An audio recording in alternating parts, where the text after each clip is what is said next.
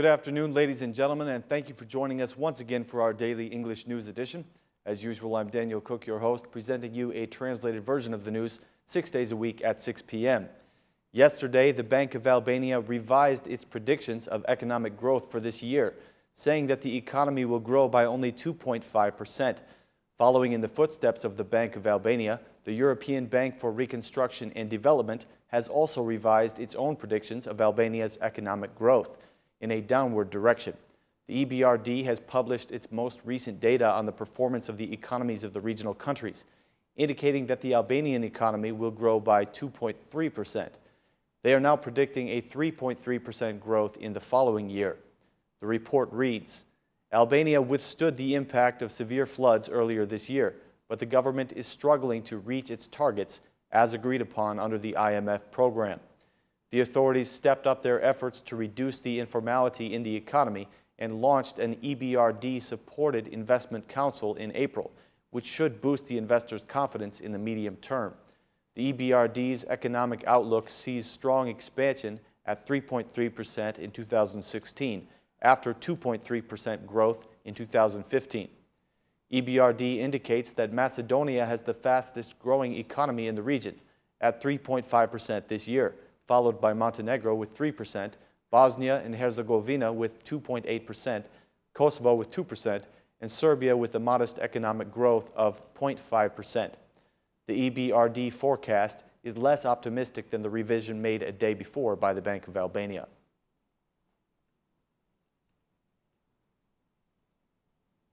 Speaking at an activity organized on the fight against informality, the Director of Customs said that her institution is not responsible for the failure to realize the state revenue.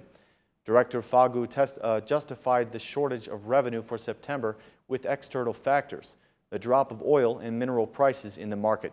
She also pointed out that the revenue this year was positive in comparison to last year. According to her, some companies are being investigated for smuggling tobacco, and she announced that a new law is being drafted for tobacco producers. She expressed the importance of registering all tobacco producers. Meanwhile, the head of the company Crown Agents, which audits the work of the Albanian customs, stated that the level of revenue collection is not only related to penalties. He said, "The aim of customs is to collect as much revenue as possible, but your attention is only focused on the operation, which in reality is only a part of our daily work. You should be careful if you trade in smuggled items because you are penalizing your own business," said Mr. Smith. The data from the Ministry of Finance indicates that the shortage of the revenue from the customs and the tax directories was 6.9 billion lek in the last 9 months, or $58 million less than the budget.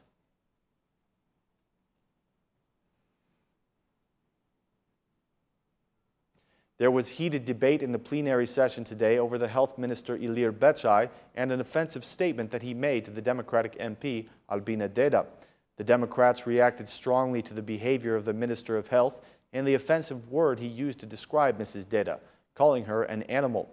They asked that he be expelled from the parliament for 10 days and called for a gathering of the Assembly Bureau. The session was interrupted while the Bureau conferred together, but the request was rejected as having no legal basis. When the plenary session resumed, the health minister apologized for his language, and the meeting continued.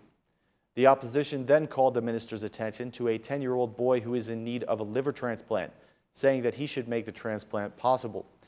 Beqaj responded that the boy needs to stay on the waiting list because he needs a full transplant and not a partial one. He told the opposition to stop trying to use the family's difficulties for political purposes.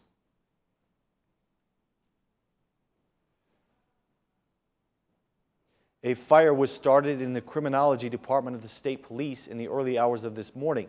The police have announced that no one was hurt, but they have not confirmed whether the department database was damaged. An investigation team has been set up comprised of experts from the judicial police, the fire department, the criminal investigation specialists, and experts from OSHA-E. The police have said that this team will verify whether the fire was caused by a short in the neon lights or whether it was deliberately set. They will also verify whether the department's database has been damaged.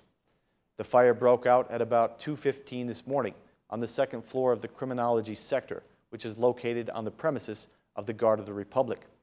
The event was first denounced by the Democratic chairman Bylykbashi on his Facebook account. He claimed that the fire was deliberately set in an effort to destroy the evidence of drug trafficking.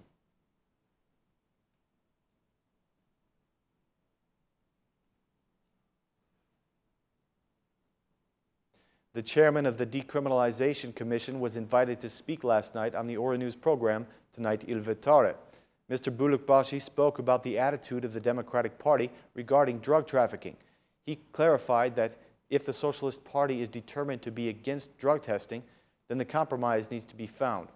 When asked whether the Democratic Party will withdraw from their request, Mr. Bylykbashi made the following comment. "This is the political attitude of the Democratic Party, but in the end, we will find the best solution. If the Socialist Party is determined to be against our proposal, they should provide an explanation of why this is. This is not a ridiculous issue, but a very important one. They should provide us with reasons why they do not accept our proposal, so that the Albanians will understand their rejection," said Mr. Bylykbashi. His statements did not rule out the possibility that the Democrats will withdraw from their request in the interest of passing the law.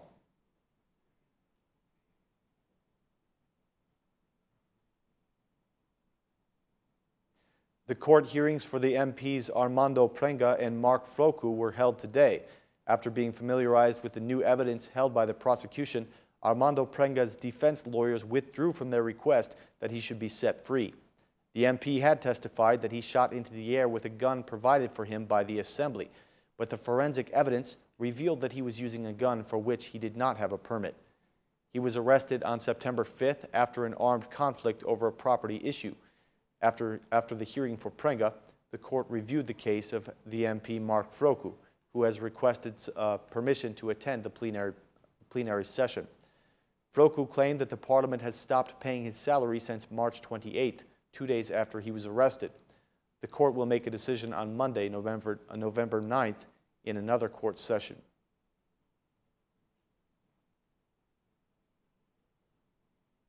The High Court has ruled that the head of the Democratic Parliamentary Group, Edi Paloka, is guilty of slander against Prime Minister Rama and issued him a fine of 200,000 lek. The Democratic MP has appealed the decision to the Constitutional Court, claiming that the judgment was pressured by the Prime Minister. He made this statement today.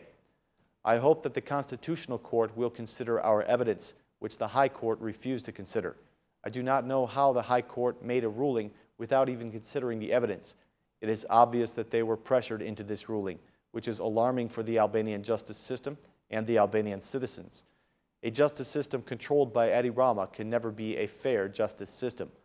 Paloka added that the accusations he made against the Prime Minister were made on behalf of the Democratic Party.